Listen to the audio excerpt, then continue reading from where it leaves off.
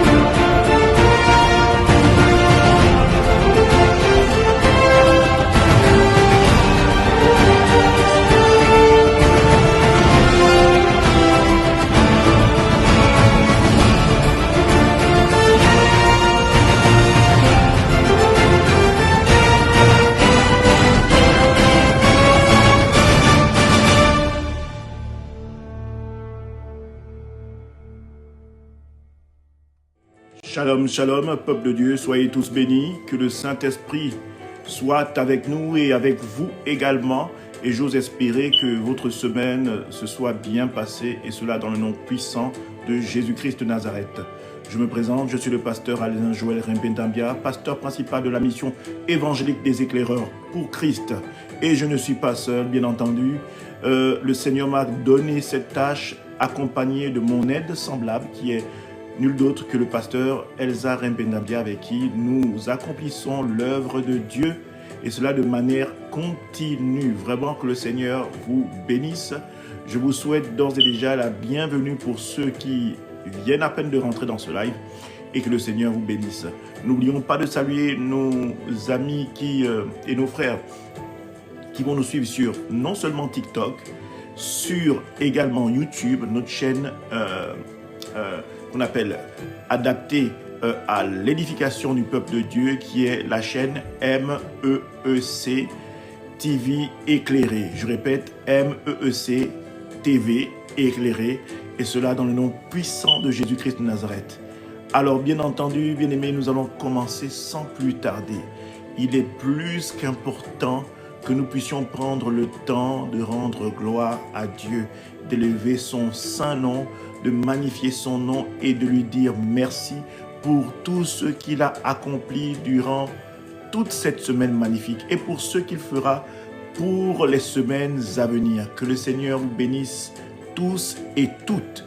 Recevez la rosée du ciel déployée pour vous, mes bien-aimés. À chacun de vous, que la grâce s'y attache. Et cela dans le nom puissant de Jésus-Christ de Nazareth. Je salue tous ceux qui nous rejoignent, que ce soit sur TikTok ou sur YouTube. Que le Seigneur vous bénisse abondamment. Alors, nous allons prendre quelques secondes, disons 30 secondes, pour prendre le temps de partager à une âme, à un bien-aimé. Bref, aujourd'hui, nous allons prendre ces 30 secondes-là pour accomplir l'œuvre de l'évangile, c'est-à-dire divulguer, propager la parole de l'évangile. Que le Seigneur vous bénisse tous et toutes abondamment. Gloire au Seigneur Jésus-Christ.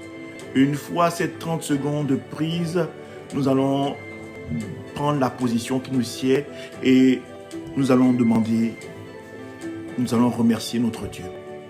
Amen. Éternel, mon Dieu, mon roi, je te rends toute la gloire. Je bénis ta sainteté et ta majesté, ta grandeur, toi qui es l'alpha et l'oméga. Seigneur, je viens te dire merci. Je viens te dire merci, ô Éternel, pour les frères magnifiques et les sœurs magnifiques que tu as mis tout autour de tes serviteurs. Je viens te dire merci, Seigneur, pour ceux à qui tu donnes la grâce et la capacité de soutenir les serviteurs de Dieu que nous sommes.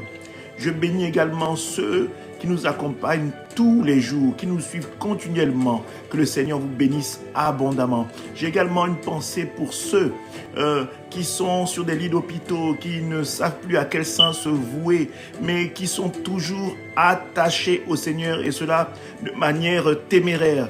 Je veux dire merci à Dieu pour ce que tu fais pour eux. Seigneur, je te dis merci également pour toute la famille chrétienne, tous ceux qui sont du corps du Christ et qui marchent dans ce que tu as décidé. Seigneur, nous te disons merci également pour eux. Seigneur, nous disons merci pour la capacité que tu as eue à nous garder durant cette semaine. Nous ne sommes pas meilleurs que les autres, Seigneur, mais nous constatons que, Seigneur, ton amour indéfectible sur la vie, sur les moindres personnes que nous sommes, Seigneur, est grande. La démonstration de ton amour à la croix a été, ô Éternel, merci pour cela. Merci, ô Jésus. Je veux te rendre toute la gloire. Et je pense que les frères ne diront pas non à ce que nous déclarions un Amen puissant pour l'Éternel. Et cela dans le nom puissant de Jésus-Christ de Nazareth. Alléluia. Bien-aimés, n'oubliez pas de tapoter. C'est ce qui permet à tout un chacun de nous rejoindre. Donc, tapotons ensemble. Amen. Alors, je vois un nom M. Merci beaucoup. Que le Seigneur te bénisse. Que le Seigneur te bénisse. Je vois, c'est un drapeau si je ne me trompe pas, du Maroc. Que le Seigneur te bénisse abondamment. Que le Seigneur te bénisse abondamment. Nous avons reçu ce cadeau de la semaine dernière qui nous a fait un bien fou. Nous tenons à te dire merci. Que le Seigneur se souvienne de toi. Amen. Que Dieu te bénisse abondamment. Alors, que le Seigneur vous bénisse abondamment. Nous allons prendre aussi un temps pour demander pardon à notre Dieu parce que nous ne sommes pas parfaits. Et ça, il faut le reconnaître. Nous ne sommes pas parfaits. Nous ne sommes pas parfaits du tout. Et il faudrait que chacun prenne conscience que personne n'est meilleur que qui que ce soit. Et quand on arrive à admettre ça, je peux vous certifier, bien-aimés, qu'il y a tellement de choses auxquelles vous allez échapper parce que vous êtes dans l'humilité. Vous connaissez ce que dit la parole de Dieu? L'humilité précède la gloire. L'humilité précède la gloire. C'est en reconnaissant que nous avons des faiblesses que nous devenons des personnes meilleures pour la suite. Amen. Vraiment que le Seigneur vous bénisse pour ceux qui se rendent compte de ça.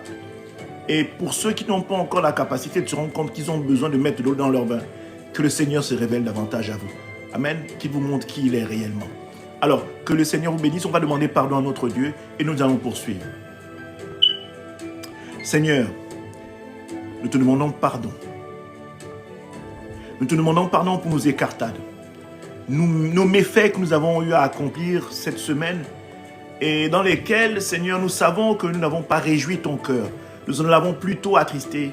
Et c'est dans cette reconnaissance-là, Seigneur, que nous venons te demander pardon devant ton trône de grâce et de gloire.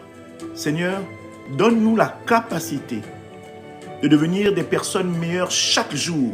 Ta parole déclare que tu renouvelles notre intelligence tous les jours. Seigneur, donne-nous cette capacité. Donne-nous, Seigneur, la capacité de se rappeler de ce verset afin que quand le jour se lève, nous décidions en notre âme et conscience, mais surtout dans notre fort intérieur, au niveau du Saint-Esprit, de nous rappeler qu'aujourd'hui, le Seigneur attend que nous soyons une personne meilleure qu'hier. Seigneur, nous te disons merci pour cette capacité que tu as déjà mis dans bon nombre de personnes. Et nous te disons merci pour ce que tu feras de le mettre dans le cœur de ceux qui ne s'en sont pas encore rendus compte. Seigneur, paix et grâce soient dévouées pour toi au nom de Jésus-Christ de Nazareth. Amen. Nous allons continuer et nous allons, inviter le sang de Jésus parce que la parole déclare qu'il n'y a point de pardon sans effusion de sang. Amen. Avant, vous savez, Dieu est assez évolutif pour enseigner ses enfants. Il sait que les hommes n'ont pas la capacité de recevoir sa connaissance d'un coup. Et je crois, moi, c'est pourquoi, en traversant les ères, les siècles, il n'a cessé d'enseigner l'homme jusqu'en arriver au sacrifice ultime qui est le sacrifice, l'autel, l'agneau immolé, Jésus-Christ de Nazareth. Amen. Pour que les gens et les hommes prennent conscience de l'évolution. Avant, nous égorgions des boucs, des moutons chaque fin d'année pour justement expier nos péchés. Mais par le sacrifice vivant de Jésus-Christ, nous n'avons plus à le faire. Dieu s'est fait chair, descendu sur la terre en la qualité de Jésus-Christ, s'est livré lui-même pour que nous soyons sauvés. Eh bien, cet acte n'a plus lieu d'être. Mais aujourd'hui, nous pouvons inviter le sang de Christ qui a coulé 2000 ans à venir chaque jour. Quand tu le reçois, quand le Saint-Esprit le met en ton cœur, de l'inviter pour que tu sois, comment on appelle, restauré de nouveau, réconcilié avec Dieu. Alors, prenons ce temps-là pour inviter le sang de Christ afin qu'il nous restaure en tout point, bien-aimés. Il n'y a pas une tâche que le sang de Christ ne peut effacer, de telle sorte que l'Éternel devienne amnésique. Je ne parle pas du pardon des hommes, non, je parle du pardon de Dieu. Le pardon de Dieu est le vrai pardon. C'est la démonstration même de l'amour de Dieu. Alléluia. Alors, merci, oh Jésus-Christ, pour ton sang qui a coulé à la croix. Merci pour ton sacrifice ultime qui fait de nous des personnes nouvelles aujourd'hui. Seigneur, merci pour ce sang qui a coulé et qui nous a lavé de tout péché, qui nous a expié du péché, qui a été une rançon à laquelle Satan ne peut pas nous reprendre. Cette rançon-là a coulé une fois, il y a 2000 ans, et jusqu'aujourd'hui, elle est toujours d'activité, elle est toujours active, elle déferle toujours la même puissance qu'il y a 2000 ans. Seigneur, que ce sang-là nous lave de toute oppression, de toute malédiction, de toute incantation, de toute parole de malédiction sur la vie, sur nos vies, et même sur la vie de notre progéniture, de notre descendance. Nous brisons, Seigneur, toute pratique magique dans les familles, tout lien attaché à la sorcellerie dans nos familles, et nous déclarons que le sang de Jésus déversé sur nous nous coupe de ces liens, nous coupe de ces pratiques, afin que nous soyons aujourd'hui attachés en Jésus-Christ et que seul Jésus-Christ règne en nous et que nous soyons restaurés en tout point. Non seulement les couples, les célibataires, les enfants et toutes les descendances que le Seigneur mettra dans vos reins, que ces descendants soient lavés du sang de Jésus-Christ et qu'aucun mal ne puisse les atteindre. Nous brisons toutes les chaînes des malédictions familiales. Nous brisons tous les liens et coupons et consumons tous les liens des malédictions familiales qui ont été établis dans nos familles. Et nous déclarons que plus jamais ça, car règne seul Jésus-Christ qui a fait couler son sang à la croix pour mes péchés. Et aujourd'hui, je suis une personne libre, et cela dans le nom puissant de Jésus-Christ de Nazareth. Amen. Alléluia. Que la paix, la grâce du Seigneur soit sur vous. Nous allons élever la voix pour dire merci au Saint-Esprit et que le Saint-Esprit conduise ce moment que nous allons passer ensemble. Amen. Merci Saint-Esprit pour ta présence. Merci Saint-Esprit pour la capacité que tu vas donner à tout un chacun ici présent d'être attentif au message que tu as prévu pour lui, au message que tu as prévu pour une bien-aimée ou un bien-aimé. Je sais au Saint-Esprit que tu vas parler à une âme. Je sais au Saint-Esprit que tu vas transformer un homme, que tu vas transformer une femme. Je sais au Saint-Esprit que tu es le seul guide, tu es la boussole qui va nous permettre de nous conduire. Seigneur, moi-même je m'abandonne complètement à toi, Saint-Esprit, afin que Saint-Esprit, tu conduises chaque mot, tu conduises ce moment. Je m'abandonne complètement afin que ce ne soit pas mon intelligence qui parle, mais que ce soit toi au travers du moyen que je suis, au travers du vase que je suis, afin que je sois, oh bien-aimé, le vase, le vaillant serviteur que tu désires que je sois. Et cela dans le nom puissant de Jésus-Christ de Nazareth. Amen. Alléluia. Que le Seigneur soit magnifié, que le Seigneur soit élevé au milieu de nous, au milieu de nous, au milieu de chacun de vous, là où vous vous trouvez, là où vous demeurez. Je ne sais pas si vous êtes chez vous, si vous êtes dans votre lieu de travail, si vous êtes sur un lit d'hôpital ou peu importe ce que vous faites, mais que le Saint-Esprit soit avec vous et qu'il vous rende attentif du message qu'il a prévu pour vous aujourd'hui. Alléluia. Alors, la thématique qui va nous conduire pendant ces 1 heure, c'est le seul nom de vérité. Le seul nom de vérité. Force de constater qu'aujourd'hui, bon nombre de personnes disent appartenir à Jésus, disent de marcher pour Jésus, disent qu'ils sont chrétiens. Prenons cette affirmation basique. Moi, je suis de famille chrétienne, je suis un chrétien, je vais à l'église. Je parle de ceux qui y vont constamment, comme de ceux qui y vont, par exemple, 1 fois par an, lors des fêtes de Nouvel An. Il y a des gens comme ça qui y vont seulement 1 fois. Beaucoup de personnes sont aptes et sont zélés à dire « moi, je suis chrétien ». Amen. Je me souviens encore à l'époque, j'étais à l'internat dans le Kosaka, au Sacré-Cœur de Makak, en plein Cameroun, et nous prenions un train qui nous prenait de Makak, donc j'étais en internat, c'était un internat catholique, et ce train nous prenait de Makak, nous amenait à Douala, et un jour le train a déraillé. Et le nombre de fois quand le train a déraillé, le nombre de fois que j'ai entendu, à l'époque je n'avais pas encore donné ma vie au Seigneur, mais au jour d'aujourd'hui, quand le Saint-Esprit me permet de repartir en arrière, pour m'enseigner, le Saint-Esprit m'a montré, m'a dit, regarde, je te ramène, paf. Il me dit, tu te rappelles de ce moment quand le train avait déraillé, tout le monde avait pris peur, tout le monde avait crié le nom du Seigneur.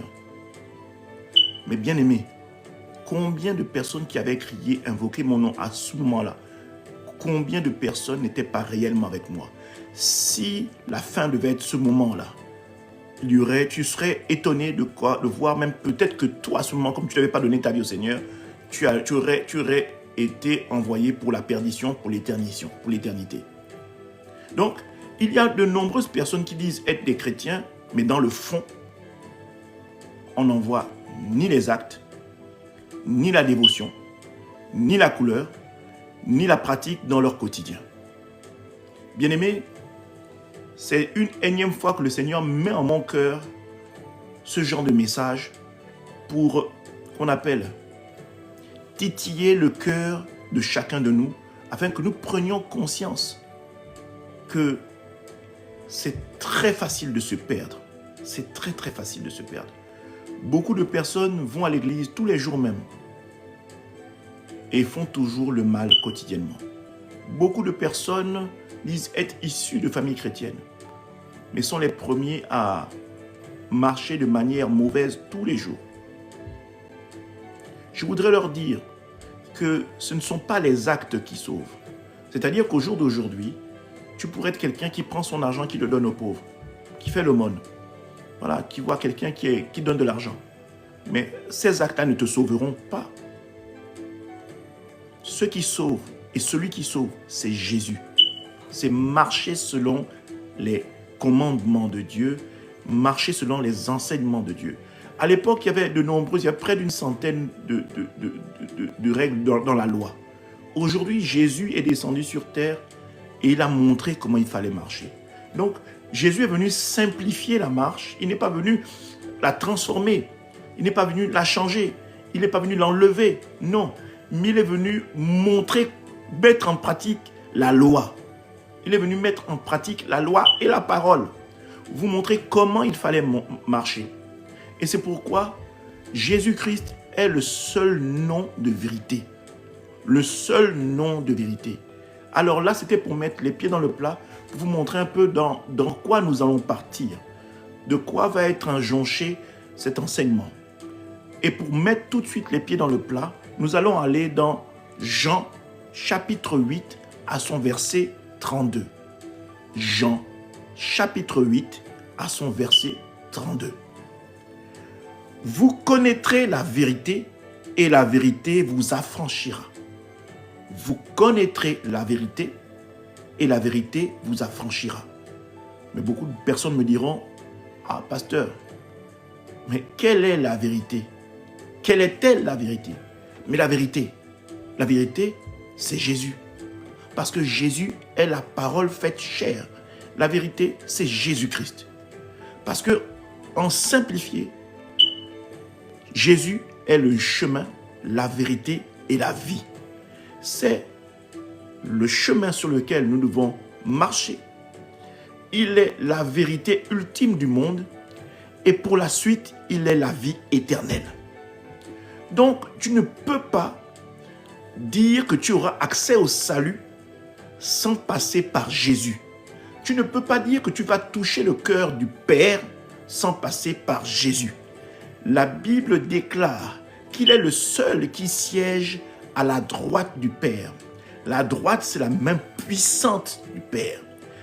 Donc, tu ne peux pas dire que tu peux avoir accès à l'éternité dans la félicité si Jésus-Christ n'est pas ton maître, si Jésus-Christ n'est pas ton chemin, si Jésus-Christ n'est pas ta vérité, si Jésus-Christ n'est pas le seul nom que tu gardes dans ton cœur, dans ta façon de marcher, tu ne peux pas dire que tu peux avoir accès à la vie. Ce n'est pas possible. Amen. Alors, allons-y dans Luc chapitre 4, à son verset 18. Luc chapitre 4, à son verset 18. On va essayer de plus entrer en profondeur sur ce verset. Amen. C'est Jésus qui parle. Il dit ceci. L'Esprit du Seigneur est sur moi, parce qu'il m'a oint pour annoncer une bonne nouvelle aux pauvres. Il m'a envoyé pour guérir ceux qui ont le cœur brisé. Bien-aimé, quand le Seigneur parle de la bonne nouvelle aux pauvres, c'était les pauvres d'esprit, pour les enrichir, leur raisonnement. Il dit, il m'a envoyé pour guérir ceux qui ont le cœur brisé. Si tu as le cœur brisé, la solution, le nom de vérité pour guérir ce cœur brisé, c'est Jésus. Pour proclamer aux captifs la délivrance. Si tu es prisonnier, captif d'une quelconque malédiction, c'est Jésus-Christ le nom de vérité. Et aux aveugles de recouvrir la vue. Je parle de la vue physique comme je parle de la vue spirituelle. Si tu n'arrives pas à voir certaines choses, parce que tu ne comprends pas certaines choses, parce que tu t'entêtes et que tu ne veux pas comprendre certaines choses, le seul qui est capable de t'en délivrer et te donner la vue de voir la vérité. La réalité, c'est que tu es bien portant. Mais la réalité, c'est que tu te portes bien, que tout a l'air de marcher pour toi. Mais la vérité, c'est que certainement dans ta famille, il y a des sorciers. Certainement dans ta famille, il y a des voyants, des gens qui parlent avec les morts. Certainement que dans ta famille, il y a des gens qui tuent des gens quotidiennement au travers des pratiques de sorcellerie. C'est ça la vérité. La vérité, c'est qui te donne la capacité, toi aussi, d'être sorti, d'être délivré de toutes ces malédictions-là, de ces incantations qui sont sur ta famille, qui surviennent dans ta famille. C'est Jésus-Christ, le nom qui sauve, de recouvrir la vue spirituelle et la vue physique pour que ta vie soit transformée. Amen. Pour les renvoyer libres, les opprimés. Bien-aimés. Le monde est fait pour que vous soyez prisonniers d'un carcan qui fait que vous croyez que tout est bien, que tout se passe bien. De vous donner l'illusion que dans votre famille, que dans votre façon de marcher, tout est bien alors que jusqu'à aujourd'hui, vous êtes peut-être en partance pour la gêne. Vous croyez que vous êtes chrétien et que le Seigneur vous connaît. Entre-temps, le monde fait pour que vous soyez dans la sauce, comme on dit, que vous ne vous en rendiez pas compte, que vous viviez votre vie au quotidien et que Jésus ne devienne qu'un slogan. Ça, c'est le travail du monde, c'est le travail de l'ennemi, c'est le travail de Satan. Mais je ne veux pas faire l'apologie de Satan ici. Je veux juste faire l'apologie de Jésus-Christ. Je veux que vous vous rendiez compte, que vous ouvriez les yeux, que vous vous confiez à Jésus-Christ de tout votre être, que de tout votre cœur, de toute votre âme, et que votre corps suive avec. Et que vous vous rendiez compte que la seule délivrance ne se trouve qu'en un seul nom, le nom de Jésus-Christ de Nazareth. C'est la fonction première pour laquelle le sacrifice à la croix a été fait. Il a été fait pour que tu sois libre. Libre. Parce que si tu prends Jésus-Christ comme un slogan et que tu vis comme tu vis en te disant que tout est peace, tout est love et tout est carré, bien-aimé, je veux te dire que tu te méprends. Et ce sera au dernier jour que tu le sauras. Mais aujourd'hui, le Seigneur se sert encore de ma bouche pour te dire, il est temps de te ressaisir. Il est temps de te rattraper. Il n'est pas encore trop tard et la grâce du Seigneur est encore sur ta vie en ce jour. Et qu'aujourd'hui, que cette parole qui est faite pour invoquer en toi, déclencher en toi la destinée, soit active et touche ton cœur. Il y a beaucoup de gens aujourd'hui qui disent « Ah, Jésus, comment je cherche le mariage ?» Mais Jésus n'est pas d'abord pour que tu cherches le mariage. Jésus est là pour que tu sois libre. C'est ça. Et l'amour seul de Jésus doit te suffire. L'amour seul de Jésus doit être plus important que ton désir d'être marié. L'amour seul de Jésus doit être plus important que ton désir d'avoir un homme ou d'avoir une femme. L'amour seul de Jésus doit être un désir premier dans ton cœur. Et pas les désirs de ta chair parce que tu veux ressembler à tout le monde. Non. Jésus-Christ, la Bible déclare que Dieu est un Dieu jaloux. Il ne partage sa gloire avec personne. Donc toutes les fois que vous aurez dans votre cœur quelque chose qui passe en premier avant Jésus, avant Dieu, avant le Saint-Esprit, il y aura toujours une résistance à ce que votre cœur désire. Tout simplement parce que vous priez Jésus de la mauvaise des manières. Amen. Donc, voilà un peu, dans Luc chapitre 4, verset 18, ce que Jésus-Christ est venu faire pour vous. Il est venu faire pour vous, par amour pour vous. Rien ne l'obligeait à le faire. Mais comme il a mis du cœur à l'ouvrage à faire l'homme, la Bible déclare que il nous a fait à son image. Donc, en réalité, Jésus, quand il nous voit, il se voit lui-même. Et dans son amour de lui-même, pour nous, il a déployé le fait de venir lui-même accomplir la tâche de la symbolique de la croix pour que tu aies la vie éternelle. Et que tu sois dans la félicité, à être dans la joie où il n'y aura ni douleur, ni maladie, où on sera tous dans la félicité avec lui. N'est-ce pas un Dieu magnifique? Il n'y a aucun Dieu qui promette ça. Vous allez voir, toutes les croyances, il n'y a aucune croyance qui est capable de promettre ce que Dieu ou ce que Jésus promet. Il n'y en a aucune.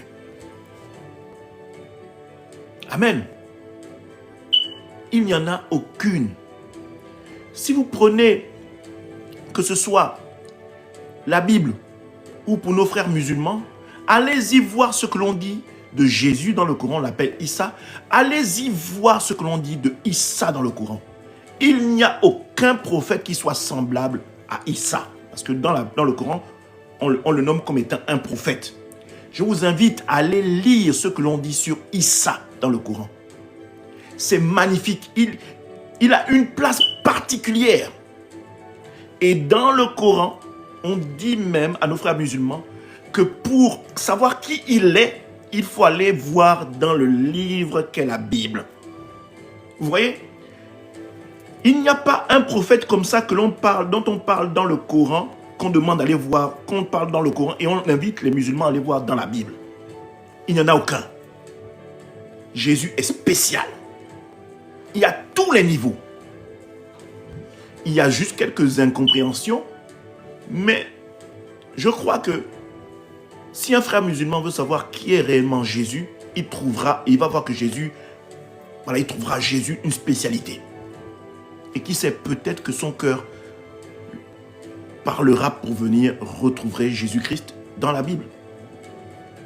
Amen. Dans le Coran, pour avoir lu quelques lignes, il y a une incertitude à être sauvé. Il y a une incertitude parce que j'ai pas envie de m'avancer là dans ce sujet, mais il y a une pointe d'incertitude. Mais par contre, dans la parole de Dieu, il y a un langage qui est simple. C'est Jésus. Le nom de vérité, c'est Jésus. Amen. Alors, on va aller dans Matthieu chapitre 11 parce que c'est là le cœur de cet enseignement. Le cœur de cet enseignement pour que tout le monde comprenne, un, qui est réellement Jésus. Deux, quelles sont les choses dont regorge Jésus? Parce que bien aimé, peut-être que tu te perds parce que tu ne connais pas encore vraiment la personne de Jésus. Peut-être que tu as du mal à choisir parce que on ne t'a peut-être pas présenté Jésus sur la meilleure des manières. C'est vrai que le corps de Christ est perturbant en ce moment parce que il y a beaucoup de loups qui sont rentrés dans la bergerie. Beaucoup accomplissent des choses qui perdent les gens. Mais si tu recherches vraiment le Seigneur de toute ton âme, de tout ton cœur, la Bible dit que si vous le cherchez réellement, il se laissera trouver. Et je prie pour que chacun de vous trouve réellement Jésus et que ce dernier se présente à vous et se laisse trouver. Amen. Matthieu chapitre 11, on va partir à partir du verset 25. Matthieu chapitre 11, à partir du verset 25 jusqu'au verset 30. Amen. En ce temps-là, Jésus prit la parole et dit: Je te loue, Père, Seigneur du ciel et de la terre, de ce que tu sois caché, de ce que tu as caché ces choses aux sages et aux intelligents. Amen.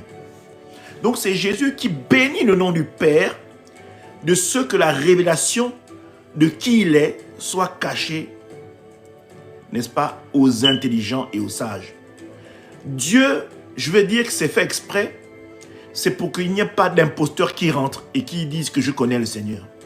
C'est comme une espèce de tamis qui filtre pour que, au travers de ce tamis, n'est-ce pas, ne passe qu'entre les mailles du filet les personnes qui sont réellement des adorateurs en esprit et en vérité. Amen. Alors, rappelez-vous de ces docteurs de la loi qui venaient poser des questions à Jésus. Et parmi ces gens qui venaient combattre Jésus au travers de la parole, il y en avait un qui s'appelait Nicodème. Et Nicodème était venu voir Jésus pendant la nuit. Il était tellement fasciné par Jésus, il ne comprenait pas que Jésus arrive à faire ce que la parole déclare et que Jésus ait eu des paroles de connaissance. Et Jésus lui avait dit: tu es un docteur de la loi et tu ne connais pas ces choses-là. En fait, il lui parlait de la nouvelle naissance. Lui qui était né dans la parole, qui avait grandi dans la parole de Dieu, et c'était son travail. Quotidiennement, il était plongé dedans. Et Jésus le mettait face, en fait, à une réalité, sinon à une vérité, qu'il avait beau être plongé comme il pensait être dans la parole par habitude, mais qu'il ne connaissait pas, il n'avait pas la révélation réellement de la parole. Et lui, en venant chercher Jésus dans la nuit, il ne s'est pas assis comme ses collègues chez eux en se disant « Oh, mais c'est un imposteur ». Non, il a pris le temps de venir chercher Jésus dans la nuit. Il a pris le temps de fouiller, de dire « Je vais aller voir qui est Jésus ». Et c'est ce que Dieu veut pour vous. Que vous soyez capable de ressembler à Nicodème pour dire « Ah, Jésus est un mystère pour moi, mais qui est-il Jésus ?» Allez-y le chercher. Allez-y chercher Jésus. Et si vous allez chercher Jésus, ce dernier se laissera trouver.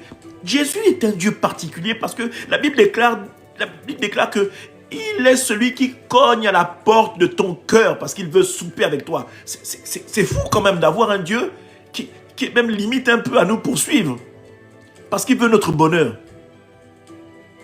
Il n'y a aucun homme de haute stature, de haut rang sur la planète qui est capable de te poursuivre parce qu'il veut ton bien. Non.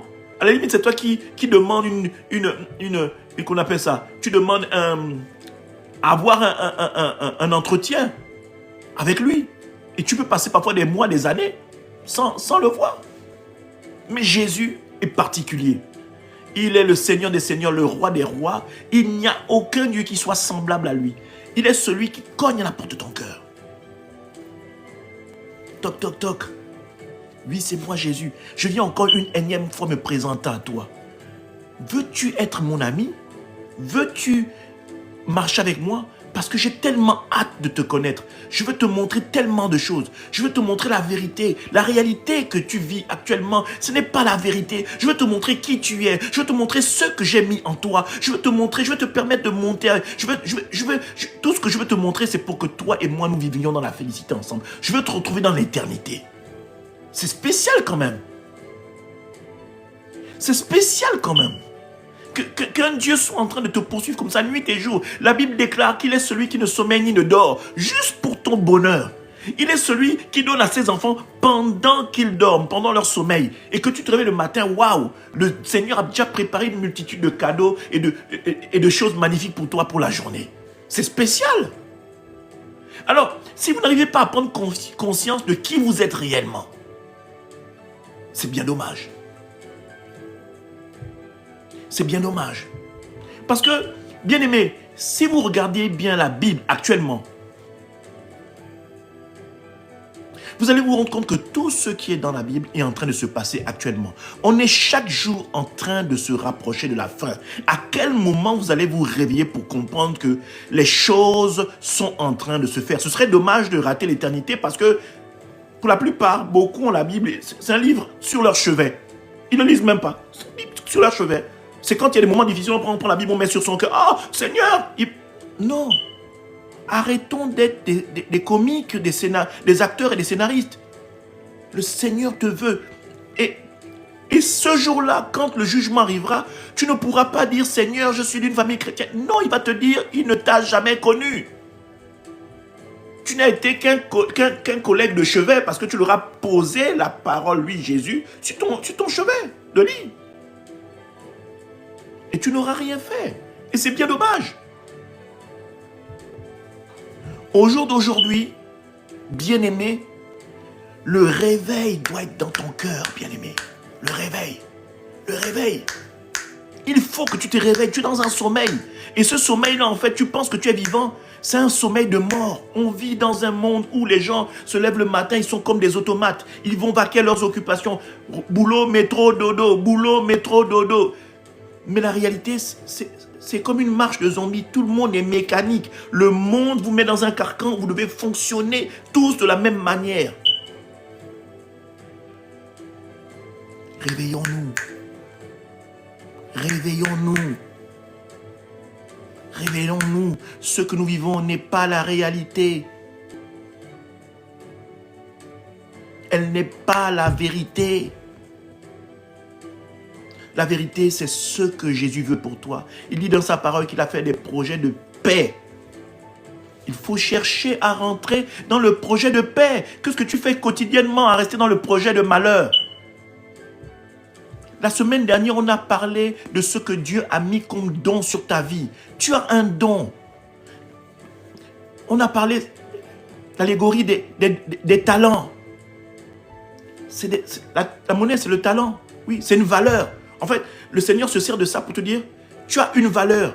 Que je t'ai donné 5, 2 ou 1 talent, tu as une valeur. Tu as une valeur. Et cette valeur-là, il faut que tu la fasses fructifier. Il faut que tu la fasses fructifier. Mais si tu es endormi, tu ne verras jamais le talent que Dieu a mis en toi. Jamais. Alors, bien-aimé, déclare, je veux me réveiller au nom puissant de Jésus-Christ. Écris-moi ça. Je veux me réveiller dans le nom puissant de Jésus-Christ. Je veux sortir de ce sommeil-là, qui est en fait une mort dans lequel le monde m'enferme. Je veux sortir de ça. Je veux me réveiller au nom puissant de Jésus-Christ Nazareth. Alléluia.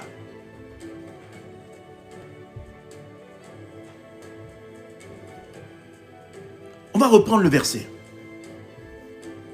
En ce temps-là, Jésus prit la parole et dit, « Je te loue, Père, Seigneur du ciel et de la terre, de ce que tu as caché ces choses aux sages et aux intelligents, et de ce que tu les as révélés aux enfants. Tu les as révélés aux enfants. Qui sont ces enfants? C'est les enfants de Dieu. Les adorateurs que le Père recherche. Le temps est déjà là. D'ailleurs, il est venu où le Seigneur recherche les adorateurs en esprit, en vérité. Il ne recherche pas forcément celui qui a la plus belle voix à l'église. Il ne recherche pas forcément celui qui s'habille bien à l'église. Il ne recherche pas spécialement le frère Augustin ou la sœur Christine qui est là, qui fait toujours la modération. Il veut que vos cœurs soient disposés. C'est ce qu'il recherche. Des cœurs d'adorateurs. Que vous ayez une fonction à l'église ou pas. Le Seigneur veut votre cœur. Et il le dit lui-même. Gardez votre cœur plus que toute autre chose. C'est la chose que Dieu veut. Un cœur comme le cœur de David. Un cœur comme le cœur de David. Peut-être même plus beau, meilleur que le cœur de David. C'est ce que Jésus veut. Amen. Oui, Père, je te loue de ce que tu as voulu ainsi. Toutes choses m'ont été données par mon Père et personne ne connaît le Fils, si ce n'est le Père. Personne non plus ne connaît le Père, si ce n'est le Fils. Et celui qui a le Fils celui qui a le Fils veut le révéler. Amen. Venez à moi, vous qui êtes fatigués et chargés. Le Seigneur vous dit, vous qui êtes fatigués et chargés là, venez. En fait, il est en train de dire, je connais vos problèmes. Je connais vos problèmes. Je sais que vous avez des ennuis. Je sais que votre vie, vous vous rendez compte que la vie que vous vivez n'est pas votre vie. Il le sait. Mais maintenant que tu sais, que le Seigneur sait, qu'est-ce que tu fais? Viens à lui. Viens à lui. Il dit, venez à moi. C'est une invitation. Venez à moi. Il n'y a pas de protocole. Il n'a pas dit qu'il va prendre ceux qui sont riches. Non, il dit venez à moi. Il est venu pour sauver tous ceux qui sont captifs. Tu es peut-être captif de la sorcellerie de famille. Tu es peut-être captif dans ta famille. Les gens ne parlent pas bien. Il y a des bègues, il y a des muets, il y a des sourds. Viens. Tu es peut-être, voilà, dans ta famille, peut-être on ne se marie pas. Dans ta famille, peut-être les hommes n'arrivent pas à accéder à des études poussées. Les hommes n'arrivent pas à pousser l'excellence. Les gens meurent à un âge particulier. Viens, avant que l'espèce de circuit, hein, la boucle temporelle qui fait que, par exemple, dans ta famille, dès qu'on a 30 ans, on meurt là. Avant que ça n'arrive, toi, viens. N'attends pas que la chose arrive pour dire Seigneur Jésus. Non, que maintenant que tu es conscient de ça, viens. Vous qui êtes fatigués et chargés, je vous donnerai du repos. Ce n'est pas dire que vous allez dormir, mais vous allez le repos là, c'est-à-dire que vous allez trouver une paix en Jésus, une assurance en Jésus. Il y a des choses qui vont être accomplies en Jésus. Les chaînes qui vous retenaient prisonniers vont être brisées, elles vont être coupées, les chaînes vont être cassées, les liens familiaux de sortie vont être coupés. C'est ça le repos en Jésus, c'est la paix en Jésus. La paix du cœur. Vous n'allez plus vivre dans l'angoisse, c'est la peur. Jésus va vous délivrer de ça. Mais c'est une invitation à venir. Je ne connais personne qui est capable de te dire, viens, je vais te donner le bonheur. Je ne connais pas ça. Il n'y a que Jésus. Je ne connais pas ça, il n'y a que Jésus. Dans le monde dans lequel nous vivons là, il n'y a personne qui va te dire, frère, viens. Même parfois, tes frères, même père, même mère, ta maman, ton papa, ne sont pas capables de te donner ça. Mais viens en Jésus. Viens à Jésus. C'est là. C'est les richesses de la terre. La Bible déclare que l'or et l'argent lui appartiennent. Donc, quand tu perçois de l'argent, ce n'est pas ton employeur qui donne ça. En fait, c'est Jésus qui te garde, qui protège ton travail pour que tu puisses avoir cet argent-là. Donc, il n'y a pas quelqu'un sur la terre qui est plus riche que Jésus. Ça n'existe pas. C'est pourquoi je te dis, beaucoup Je te tutoie. Hein.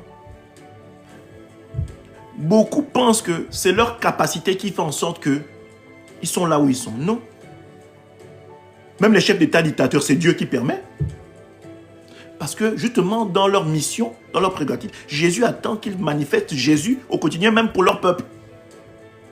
Mais les hommes sont tellement égoïstes qu'ils pensent à eux. Mais Jésus étend toujours sa grâce. Écoutez, même pour notre président, moi je suis issu du Gabon, même pour quelqu'un comme Ali Bongo qui a fait du mal à son peuple, il est encore vivant. La grâce est encore là. Il a le temps, actuellement où il est là, de demander pardon à Dieu et après ensuite de se lever, d'aller demander à son peuple pardon. D'ailleurs, d'abord demander pardon à son peuple réellement, véritablement. Je suis sûr qu'il obtiendra certaines choses auxquelles il n'a même pas pensé. Et après, puisque la parole dit, pardonne-nous nos offenses comme nous pardonnons aussi à ceux qui nous ont offensés. Donc, il y a d'abord un pardon de l'homme vers l'homme et après, Dieu fait la chose de l'homme vers lui ou de lui vers l'homme. Donc, déjà, il fasse déjà ça, aller reconnaître et demander pardon à son peuple. Et après, il revient, le Seigneur va l'absoudre. Donc, il y a une façon de faire qui est déjà établie, qui est là, qui fait que si l'homme lit la parole qui est Jésus et qu'il se reconnaît dans le nom de Jésus, il y a des choses auxquelles il aura accès parce que même la parole de Dieu, les sages et les intelligents ne sont pas capables de la comprendre. Mais Dieu révèle ça à ses enfants. Donc, dès lors que vous décidez de marcher avec le Seigneur, il y a des révélations, des mystères de la parole qui vous seront donnés. Parce que c'est Dieu qui permet que vous compreniez la profondeur de sa parole. C'est Dieu qui permet. Ce n'est pas parce que vous êtes trop intelligent ou parce que vous êtes trop sage ou parce que vous avez un bac plus 5. Il y a des gens qui n'ont pas de bac plus 5, qui n'ont pas fait des études poussées, mais quand le Seigneur se sert de combien des études, vous allez dire non, ce n'est pas possible. Comment quelqu'un comme ça peut avoir une telle connaissance de la parole? C'est l'Esprit de Dieu. C'est Dieu qui donne. Ce n'est pas un bac. Amen. Donc, vraiment que le Seigneur vous bénisse. On va continuer. Je vous donnerai du repos. Verset 29. Prenez mon joug sur vous et recevez mes instructions. Prenez mon joug sur vous et recevez mes instructions. Vous savez ce que c'est le joug? Le joug, c'est une espèce de pièce en bois que l'on met sur les bœufs pour que les bœufs fassent par exemple le sol, pour cultiver un sol. On va le labourer. Et le joug, c'est ce qu'on met sur le cou justement des animaux pour qu'ils puissent tirer ensemble l'espèce de charrue qui va labourer le sol. Mais l'homme, quand il l'utilise, en fait, on fout des coups de fouet, n'est-ce pas, sur ces animaux pour qu'ils soient motivés à avancer. C'est une espèce qu'on appelle, pour la façon avec laquelle l'homme l'utilise, c'est une espèce d'oppression sur l'animal pour qu'il fasse ce qu'on lui demande de faire. Est-ce que vous comprenez? Donc, quand on parle de joug en général, on ne parle pas de joug dans sa fonction première, n'est-ce pas? Pour servir à labourer, à conduire des animaux pour labourer le sol. On parle du joug, quand on parle du joug, le joug est beaucoup plus connu pour l'oppression sur des hommes ou une oppression maléfique sur un homme ou sur une quelconque personne. On va dire par exemple, oh, le joug de la sorcellerie familiale est sur telle famille, n'est-ce pas? Le joug du dictateur tel est sur son peuple, voyez-vous? C'est un peu comme ça qu'on va l'utiliser. Mais lui, il dit, recevez, reprenez mon joug. C'est même pas dit, prenez, donc acceptez, prenez. Acceptez mon joug et mes instructions. Et je rends gloire au Seigneur parce que c'est une révélation. À ce moment-là, le joug, quel est-il? Le joug, c'est le Saint-Esprit de Dieu qui vous conduit sans vous maltraiter pour une fois, sans oppression pour une fois. Donc, recevez mon joug. prenez mon joug sur vous et recevez mes instructions. Cela veut dire, prenez mon Saint-Esprit et au travers de mon Saint-Esprit, recevez mes instructions pour marcher dans le monde. Dis Amen si tu as compris. Dis Amen si tu as compris. Dis Amen si tu as compris. Je vais reprendre. Le joug là, prenez mon joug et recevez mes instructions. C'est prenez mon Saint-Esprit et au travers de ce Saint-Esprit, recevez mes instructions. On va continuer. Car je suis doux et humble. Le Saint-Esprit est doux et humble. L'humilité. Jésus ne peut pas vous demander de faire ce qu'il n'est pas. Jésus ne peut pas vous demander de faire ce qu'il n'est pas. Jésus ne peut pas vous dire de faire quelque chose si cette chose n'est pas la vérité. Amen. Donc, il dit, je suis doux. Amen. C'est-à-dire que les animaux, quand on leur met le joug, c'est quelque chose de pesant sur leur cou.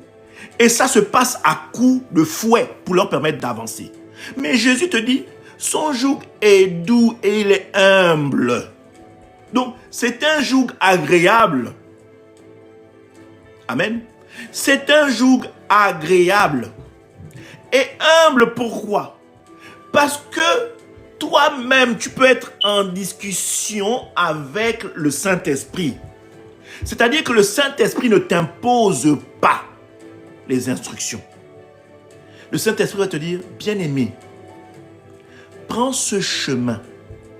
Et toi, tu peux dire, non, Saint-Esprit, mais pourquoi je prends ce chemin? Tu mets ça encore en prière. Le Saint-Esprit va te répondre demain, ah, je te dis de prendre ce chemin parce que devant, j'ai mis ton frère, il t'attend là-bas. Ah bon? Il m'attend là-bas, mais pourquoi il m'attend là-bas? Saint-Esprit va encore te dire, parce que j'ai prévu qu'il prie pour toi afin que tu obtiennes quelque chose. Ah, d'accord. Ainsi, tu vas avancer. Le Saint-Esprit ne te dit pas, avance là-bas. Si tu n'avances pas là-bas, c'est le coup de fouet. Non. Il est doux et humble. C'est-à-dire qu'il peut aussi t'écouter et au travers de ton écoute, il peut te donner peut-être une autre option. Ou peut-être pas passer maintenant sur ce chemin, prendre un peu de temps, d'abord aller faire autre chose selon ta demande et ainsi te permettre de retrouver le chemin. Voyez-vous, ce n'est pas un acte de dictateur. Il n'impose pas. Le Saint-Esprit même en vous, n'est-ce pas? Le Saint-Esprit même en vous, vous laisse le libre arbitre. Est-ce que vous me suivez? Même en vous, malgré les instructions, vous avez toujours une porte où il y a le libre arbitre. Vous décidez, vous choisissez de le suivre ou pas, de lui obéir ou pas, de le laisser piloter votre vie ou pas. Toujours est-il qu'il est là. La Bible dit, et Jésus dit, la parole elle-même dit, le nom de vérité dit ceci. Car je suis doux et humble de cœur.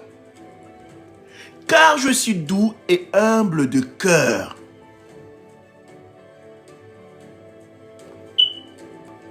Amen. Continuons. Et vous trouverez du repos pour vos âmes.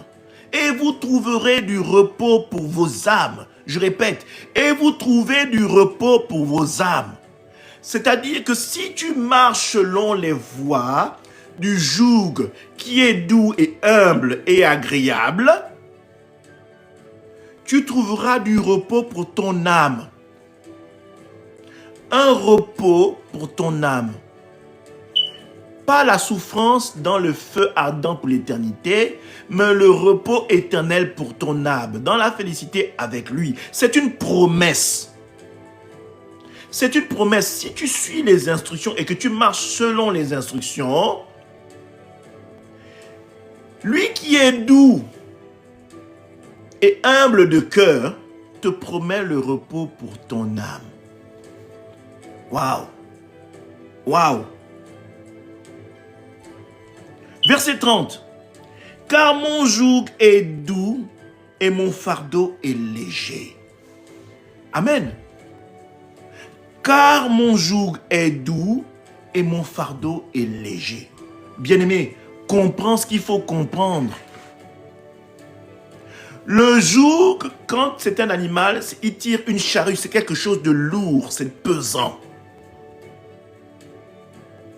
Mais le fardeau de Jésus est léger. Il est léger, bien-aimé.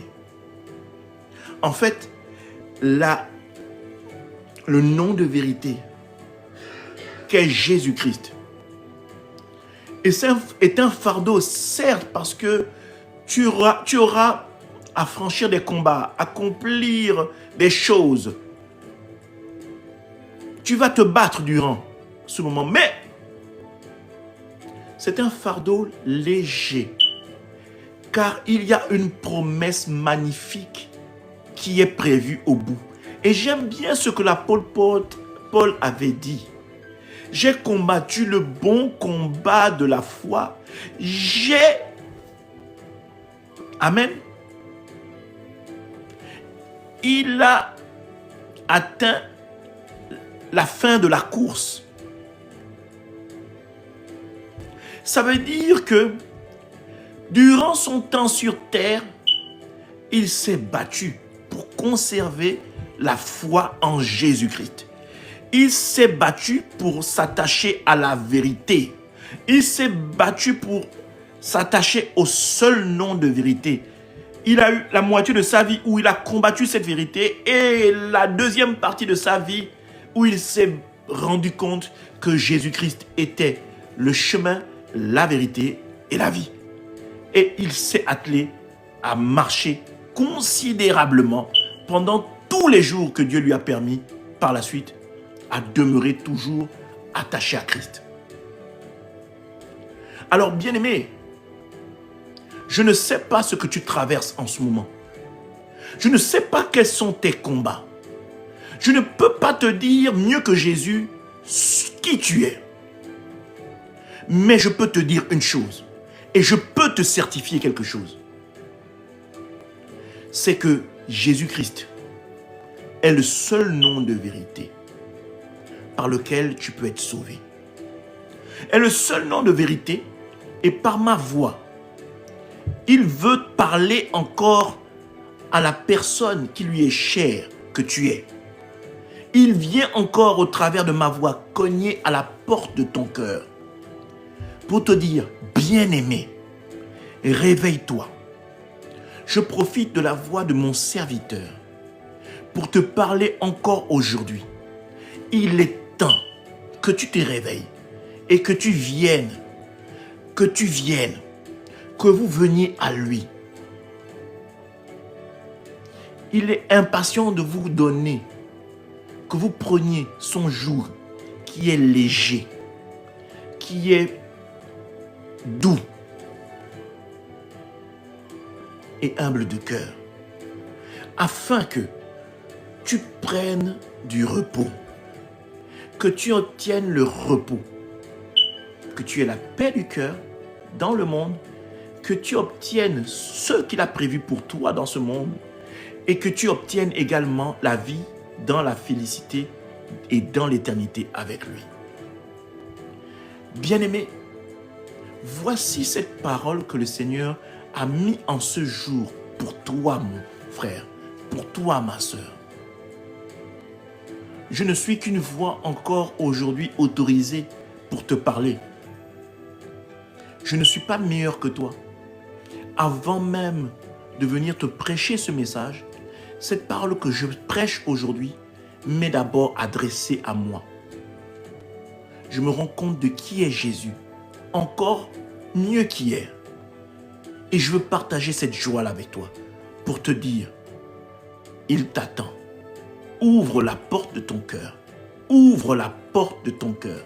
Ouvre la porte de ton cœur. Je ne peux pas te convaincre parce que la Bible déclare que seul le Saint-Esprit convainc. c'est sa fonction, c'est sa capacité. Et je serais heureux de savoir que ce message t'a fait du bien. Heureux de savoir que la porte de ton cœur, que tu l'as ouverte volontairement, parce que tu as décidé aujourd'hui de prendre une décision qui va transformer ta vie, non seulement à compter d'aujourd'hui, mais à tout jamais. Amen. Je vais élever la voix pour prier avec toi. Amen. Éternel, je te rends toute la gloire pour ce message magnifique que tu as mis dans le cœur de ton serviteur que je suis. Seigneur, je sais que tu as touché le cœur d'une bien-aimée et d'un bien-aimé. Je sais que toi seul, ô Saint-Esprit, qui convainc, tu trouveras la faille en ton temps pour interpeller les âmes présentes ici, qui prennent ce message en direct ou qui le prendront en différé. Seigneur, sois magnifié et je crois que la vie d'une âme sera transformée et que leur vie ne sera plus jamais comme avant au travers de ce message que tu as décidé de partager pour ton peuple. Que cette nourriture procure une transformation totale dans les cœurs de tes bien-aimés et cela dans le nom puissant de Jésus-Christ de Nazareth. Amen. Alors bien-aimés, nous allons nous dire au revoir et nous allons nous retrouver très prochainement, certainement. Très prochainement, certainement. Que le Seigneur vous bénisse et fasse en sorte que votre semaine qui arrive, la semaine prochaine, soit une semaine bénie et que le Seigneur se manifeste et se révèle à vous de manière puissante et qu'il touche vos cœurs de manière incroyable. Je suis le pasteur Alain-Joël Rembenabia pour la mission évangélique des éclaireurs pour Christ. Excellent week-end et excellente semaine dans la paix du Seigneur Jésus-Christ de Nazareth. Amen.